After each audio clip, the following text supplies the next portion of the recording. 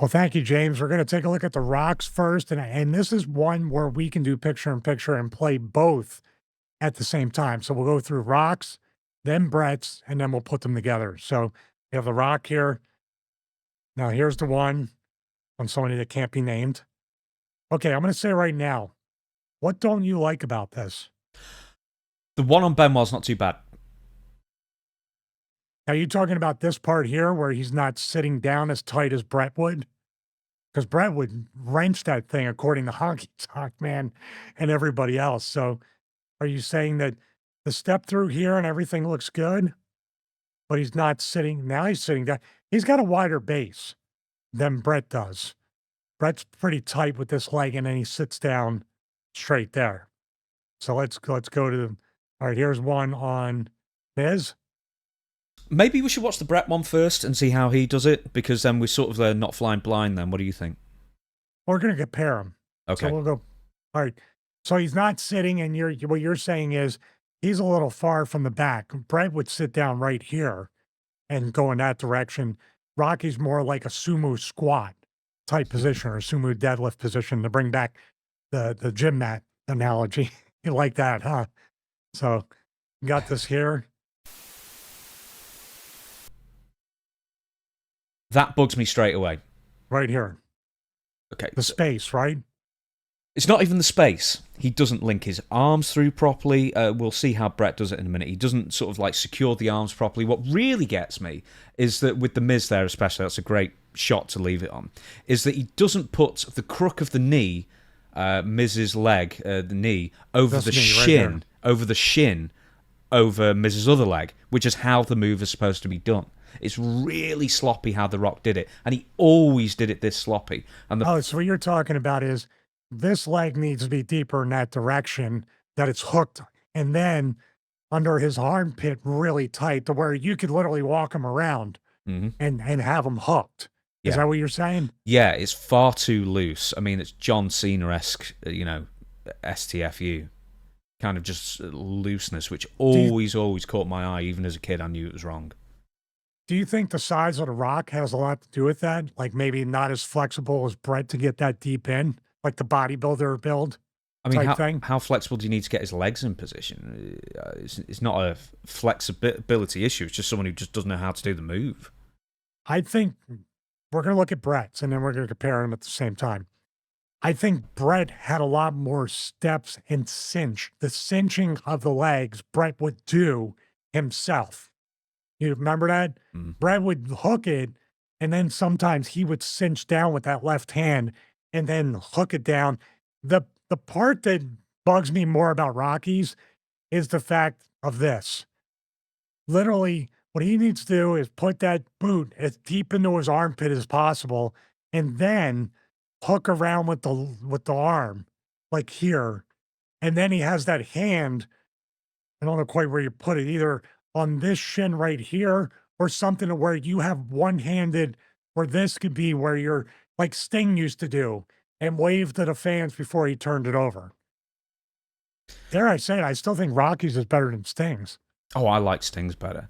But with Bret, which we're going to look at in a minute, the Rock's left hand is just in no man's land. It's doing nothing. With Bret, he uses his left hand and sort of secures one of the shins. He loops under the leg and then secures one of the ankles, basically, of his opponent's. And then with the other arm, secures under and basically underhooks the foot and the ankle to secure it, and then he turns over. Which so he's deeper under his armpit with this leg right here is way deeper under the armpit. This here, that's what I was saying. Bret cinches down with that left hand to get a tight hook in the it's a clover leaf, basically, in a way, with the figure four. Basically he's figure four in the legs, but he's using that left hand to make sure, like you're saying, there's no space like here or here at all. Can you bring up Bret's video now? Because there's a few things. I also want to compare the opponents as well and how they react. All right, so here we go. They're both going at the same time, hooking around. And you're saying right here, I'm going to back up Rocky, actually go to this take. So here we go. We're right at almost the same frame, right? So you're talking about Bret now, see what throws me off is Bret throws the left leg in. Rocky's using the right leg. So they're opposite on that. But here, Bret has his arm in there, which is what you're talking about, as he's pushing down on that ankle, and Rocky's just loose here. And even this arm isn't really cinching anything in. He's just basically counting on this part right here, the toe to be hooked under his armpit. Is that what you're seeing with that? Yeah, absolutely. With Bret, I mean, he's applying. Okay, a sharpshooter is very, very hard to get onto somebody. It's not impossible, but in a real fight, it's very, very hard to do. But I always appreciate, as a purist of, if a submission is going to be put on, for God's sake, just do it like you would do it in a real fight if possible. Or, at least make sure that the logic is there as much as it can be. And keep in mind that Bret's in his 50s, so it's not like strength or flexibility. It's just good technique. There's another word that I'm thinking about as we look at this. So, Chris, keep it up there on the freeze frame. Bret is going to have more torque because look at his toe pointed out that way, leg pointed out that way. Rocky's very shallow with this. In other words, the turn for him is going to be less pronounced. Bret is literally going to do that where Rocky just has, whichever way he's going to go, let's just say this, a shorter torque around to go into the twist. So as we go, boom, how do you like that for synchronicity? That's the difference. Bret it's a real sharpshooter. Like, look at the torque down here. Rocky's sitting, but most of the pressure's on the legs. You can see exactly when Honky Tonk Man talked, like he cinched that thing up. Look at the difference. Now, dare I say it, this is where, in some ways, I like Rocky's better because of the facial expressions, because of the intensity. Bret kind of had it, but Bret also, he was the excellence execution. It didn't require a whole lot of emotion in that. So this is where I look at this and say, by the way, The Miz is a champ for taking it from both guys. So good stuff. But what we have here, this looks hooked okay, but I give you the advantage here on Bret because it looks like a real hold. That Miz is not going to be able to get out of it if he doesn't want to. But also, this move isn't supposed to, in theory, only attack the small of the back. It's supposed to hurt the legs as well, to a point, I guess. And there's no way, with The Rock doing it, would that hurt the legs. I mean, I know you can't really see it on this picture-in-picture, but further on, and I've got a lot of things to bring up and ask you about, the angle, or the degree of angle in between the leg torque of The Miz when Bret's doing it, which is, far more of a tighter angle, and then when The Rock does it. And like when The Rock does it, it's like a right angle, the knee. I mean, it couldn't possibly hurt anyone. All right, I'm going to show you. I'm going to see if there's okay, right here. By the way, I showed a quick thing. Miz tapping out to Bret, but not tapping out to Rocky. So there you go. No, I'm just saying. Okay, so this here, I don't have it on Bret in this particular camera angle, but I'm showing the different camera angle. Rocky's hand is on his own thigh. Rocky, this is where I know Rocky doesn't have a tight enough sharpshooter. Look, he's got to hold Miz's knee in order to keep Miz from slipping out. So in other words, Bret could probably have one hand in the air on this, and Miz isn't going anywhere. Rocky, look, there's even space here. There's space there. He's got it tight there, but he's got to hold this because this entire space right here, he's slipping out as a sharpshooter. So I do give you that. So we're going to go here. This is, dude, if you haven't seen this, I know you've seen it, but if people haven't seen Ric Flair versus Bret Hart, where Bret won the world title for the first time in Saskatchewan, I believe, or Saskatoon, sorry. What an amazing match. So let's go to the next one. Him on Goldberg. There's actually another thing with these sharpshooters as well that I want to talk about the opponents. So it's really pronounced the further on The Rock gets in his career when he puts on the sharpshooter as well. All right, can you play this one? All right. Here's the difference right here. I don't know what that you're starting to convince me. I want my truck. You see, if I say stuff bad about The Rock, I'm not gonna get the pickup truck. He wished me a speedy recovery. The truck hasn't showed up yet. And it's not going to if we keep going in this direction. But I will say this, like Bret has a little bit of space here, but this is the big difference. This is why I love Bret, because Bret leaves nothing to chance. He's he dissects the entire move. Hand here to make sure the foot doesn't go away. Hooking here, which you can see is going to tuck it in.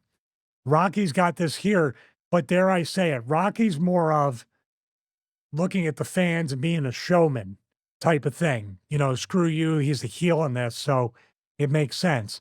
But we have Goldberg, which he's not necessarily the most flexible guy as it is. This is probably going to be a bad sharpshooter. But this hand here should be on that knee right there. This should be hooked around because he's got him like this. So what's going to happen if Goldberg's doing this, much like Rick Martel in the Razor's Edge, if he's doing this, what happens if Rocky can't catch that heel to get under the armpit? He slips out. Bret's already got that hooked right there. So let's go.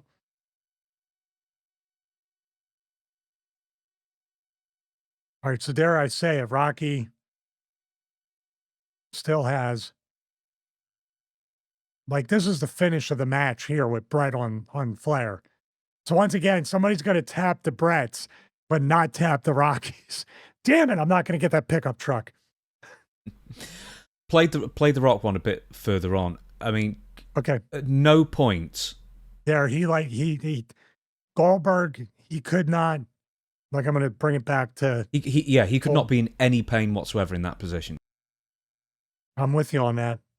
And here's the thing, right? So I wanted to bring this as well. I know this is something that's always bugged me. I don't think you've ever paid attention to it, Stevie, until I brought it to your attention today. The thing I find with the Rocks as well, apart from the fact that no one taps out and the fact that it's far more loose and the technique just isn't there, it's just he's seen it and then he's had a go, is that the opponent ends up doing far more work. It's always that mid-match spot where, you know, am I going to reach for the ropes kind of thing, which I hate anyway. I mean, if it's a submission on properly, I mean, you should tap. It's as simple as that. Or, you know, it's a tap or snap kind of affair if it's done properly. But it sort of promotes, and here's a perfect example with Brock Lesnar, it promotes the opponent to, for whatever reason, post up to make it look better. That's how bad it is. Brock did something. Brock did the Austin thing. I wouldn't doubt that Austin maybe told Brock, because that was the WrestleMania 13 where Austin passed out in the sharpshooter. He pushed up. You know, that's something Brock maybe instinctively, but I'm thinking that Austin or somebody clued him in. Man, you want to do that. That would be good. Because when you want to try to fight right out of it, and to me, Brock doing that makes the sharpshooter tighter. Yeah. He's, like you said, he's doing the work. And look at this. This is the best sharpshooter out of all of them. Like, I couldn't even, the Goldberg one I had to scan through because he was in a sharpshooter for a minute or more before he got to the ropes. So this is the best one because what happens is Rocky's at, like, he's not above him on the tailbone like Bret. He's sitting on his hamstrings. And posted up differently anyway. He posted up almost like a bridge, you know, like a yoga bridge kind of thing, but Bret was sitting on his back. Whereas The Rock, because there's so much space between the two opponents, Brock can essentially do a press up, but then in theory, he's adding pressure to his own legs by doing it. Unless, you know, he pressed up and then rolled through. Good point. Good point. But again, now that I think about that match between Bret and Austin, WrestleMania 13, that was Austin's last-ditch effort to try to walk himself to the ropes, and he collapsed after that and passed out. So psychology-wise, I would dare say that Brock should reverse this and be flat, and then his desperate attempt to get to the ropes is the push-up, walk your hands over. Mm-hmm. The opposite of what he just did there. So I totally agree with that.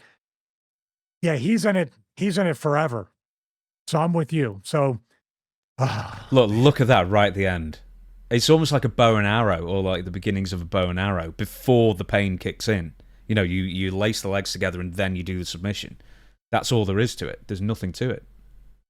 Yeah. So I really do want to thank you, James, for costing me a brand new pickup truck that The Rock delivers to everybody. And now that I said this, you're right. Bret has a better sharpshooter. This one more thing. You, sir, are the winner. You are a winner. Thank you What very game much. is that from? I forget. What's that? You, sir, are a winner. You are a winner. A winner is you. Winner is you. Yeah, that's the one.